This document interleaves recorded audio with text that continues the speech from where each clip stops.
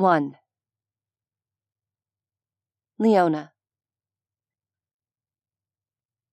In retrospect, doing vodka shots with an alpha might not have been the best decision I've ever made. Though, in my defense, there were times when vodka was, without a doubt, the right response to a situation. This was, I felt pretty sure, one of those times. A copy of the New York Times lay on the table between us, the front page dominated by a candid photo of me taken at the bilateral summit a mere couple of weeks ago. I looked harried and exhausted, probably because I'd been, harried and exhausted. "It's not even a good picture," I said, listlessly dragging my refilled shot glass toward me. "High-level member of UFNA Foreign Office arrested," the headline screamed. "Unregistered Omega escapes police custody." Alex gave me a narrow look as she refilled her own glass, with a hand that seemed way steadier than it should be. "Would it improve the situation if they'd used a professional headshot instead?" I lifted my arm in a sloppy wave. "I'm vain," I told her. "Kam's vain. We're both vain Omegas, and if I'm gonna be plastered across every single front page in the country, I'd rather look good doing it, damn it." On the positive side, if there was one, the article made absolutely no mention of Kam, my fellow Omega in hiding. Rhys Beckett got about an inch of dedicated column space, since he'd signed his own name to the forged paperwork he'd used to get me out of Montreal police custody. Alex's boss hadn't exactly been subtle when he'd strode in, utterly shameless, and wielded his status as a federal security agent like a bludgeon. Ex-federal security agent, now. He was a fugitive, like the rest of us, though he appeared largely unconcerned by that fact. I got the impression Beckett had cycled through a few different identities over the course of his lifetime. Like me, like Kam, he was an Omega hiding in a beta-dominated world. But first and foremost, he was involved in the underground, the shadowy association of alphas, omegas, and beta allies that helped hide and protect our people from persecution in a world ruled by beta supremacists. He'd helped Kam and me, even if I still wasn't totally sure why. He said he wanted us to join the underground. He said we could still make a difference there, and his alphas, they wanted to court us, to join our packs together, maybe to mate. At least, Jackson Flynn did. I got the impression my current drinking companion would rather chop off her right hand than get emotionally tangled up with a pair of fugitive Omegas. She gestured at me with her shot glass and tipped it up, swallowing the contents with a sharp tilt of her head. "Bottoms up," she said, setting the now empty glass firmly back on the table and reaching for the bottle.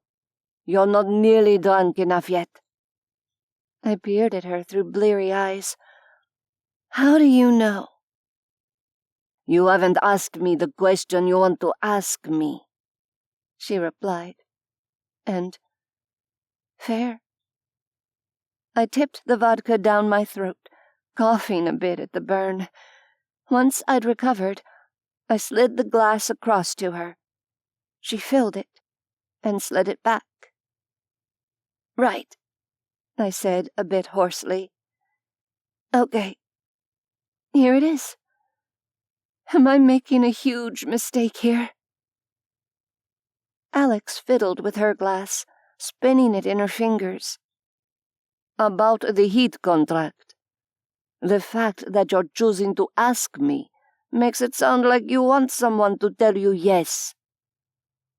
I threw back the next shot, my fourth, wincing as it went down. Cut me off after this next one, please, I said, pushing the glass toward her. She nodded and filled it. I sighed, trying to find the right words. I don't think it's that. I mean, if I ask Jax or Flynn, they'll say they think it's a great idea to spend my heat together. If I ask Kam, he'll give me that sad-eyed smile and tell me it's my choice. At least if I ask you, you'll have an opinion that's not full steam ahead. She nodded and knocked back another shot. A small furrow formed between her brows. Alex was dark-haired and sharp-featured, built like a cheetah, and with the same green-gold eyes.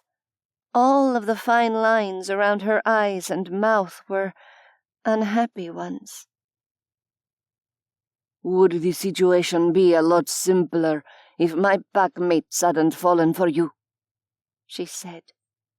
Yeah, it would be, for sure. In fact, if they weren't pining for you and Cameron like a pair of blushing schoolgirls nursing their first crushes, I'd probably tell you to go for it and enjoy the alpha horse cocks. No question about it. Heat blockers suck, and riding out an unfulfilled heat without blockers sucks even worse. But, I prompted, feeling the alcohol begin to hit properly, loosening my muscles, and probably my tongue. She shrugged. You already know. They're settling for a heat contract because you would have said no to anything more. That doesn't mean they don't still want more. Hans. She gestured around, indicating not just the remote safe house, but the entire situation. Realistically, how would that even work right now? I saluted her with my shot glass and drained it. That's what I said, I agreed around a cough. Here's the thing, Lo, Alex said. The fact that my packmates are idiots doesn't change any of the rest of it. I've heard the horror stories. Unaccompanied heats are the worst. And Jax and Flynn may be idiots, but they're honorable idiots with really big dicks who apparently know how to use them. I choked on an unattractive snorting laugh, my hand flying to my mouth to cover it. If you're trying to argue on the against side, no offense, but you might want to brush up on your debate skills a bit, I suggested. She only shook her head and poured herself another shot. Nah. See, as long as you've got it straight in your head, it's not your responsibility if a pair of alphas are thinking with their little brains instead of their big ones. She hesitated. At least, as long as no fertile sperm get anywhere near fertile eggs. I nodded, solemnly, aware that I was finally reaching the stage of proper drunkenness. Fucking men to that, I said. Honestly, Alex went on, if you want objectivity, go talk to Beckett. He's been managing this kind of Omega shit for longer than either of us have been alive. God alone knows how. The last few words were a low mutter. Huh, I said. You know, that's a good idea. I'm still wrapping my brain around him being an Omega. And made it. Shit. I'd never had an older Omega to help me navigate the minefield of estrus cycles and mate bonds. My parents were both betas, and while I owed them my life and my freedom after the sacrifices they'd made to protect me from the committee's tender mercies, they hadn't been much help with the nuts and bolts of my body and its responses. They'd tried, but knowledge about alphomic biology was tightly regulated. You couldn't just run to the library and check out a book. They'd pretty much all been burned decades ago, back at the beginning of the Purge. I'll do that, I decided. But maybe not till I sober up. Alex snorted in amusement, her steady parade of downed shots finally starting to outpace alpha alcohol tolerance. I'm gonna do this, I told my empty shot glass. I mean, since you're not dead set against it or anything. Not dead set against it. No, she said. I studied her, taking in her straight spine and tight shoulders, even after 8 shots, or 9, or whatever it had been. Do you ever... I made vague, waving motions with my fingers. Like, at all anymore? She blinked at me without comprehension. Sex, I clarified, confirming that I'd reached the brain-to-mouth filter failure stage of drunkenness. Do you ever have sex since Irina died? Oh. She poured yet another shot and drank it. I mean, yeah, not often. But when the circumstances line up, sure. I frowned. With Omegas? I asked, because she'd seemed like really against that idea after talking about how she'd lost her Omega mate and pups. But she shook her head quickly. No, with beta men. No uteruses, see? They're safe, and usually okay with one-night stands. My frown didn't smooth. Beta men? You enjoy that? Really? Alex shrugged a shoulder. I enjoy the ones who like to take a knot up the ass. Comprehension dawned, and I made an exaggerated "oh" shape with my mouth. Gotcha. I tapped the side of my nose. I did that for Kam once, you know, with a... I trailed off, trying to describe the shape of a dildo in the air. Thingy. I think he got close to coming, I mean, but he still couldn't get there. Suddenly, this seemed like the saddest thing in the world. I met Alex's cat-like green eyes, convinced that she would understand. I wasn't sure why, but I felt we'd connected somehow. It was different than the way I'd connected with Jax and Flynn. Less complicated in some ways, more complicated in others. He's got a huge crush on you, I confided. He talked about how he'd like to tease your clit out of its sheath with his tongue and ride it all night long. I paused, remembering the night we'd spent exploring each other's bodies. You should let him. He's got a really nice tongue. Silence reigned for an uncomfortable beat. Wait. Had I really just said that out loud? Based on the perfectly blank expression on Alex's face, I had. It was just possible I should have stopped after 4 shots instead of 5. The alpha cleared her throat and gave the vodka bottle a long look.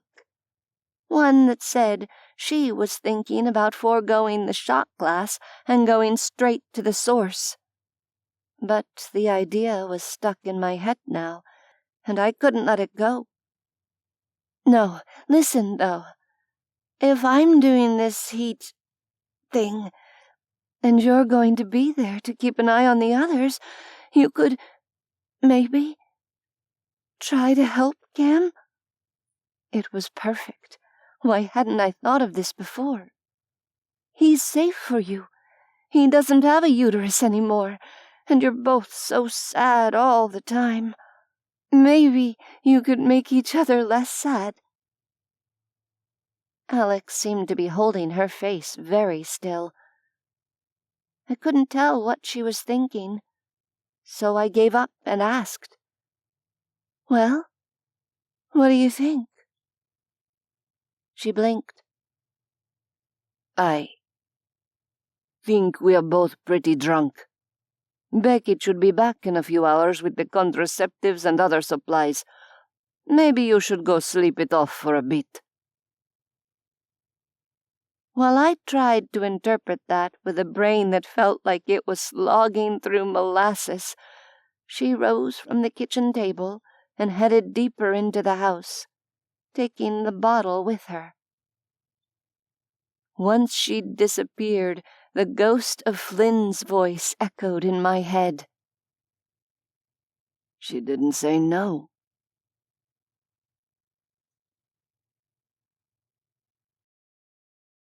You can listen to the rest of the book in the Tempt Romance audiobooks app, available on the App Store and Google Play. The link to the book is in the description. Discover even more bestsellers and exclusive stories updated weekly, only in Tempt Romance audiobooks.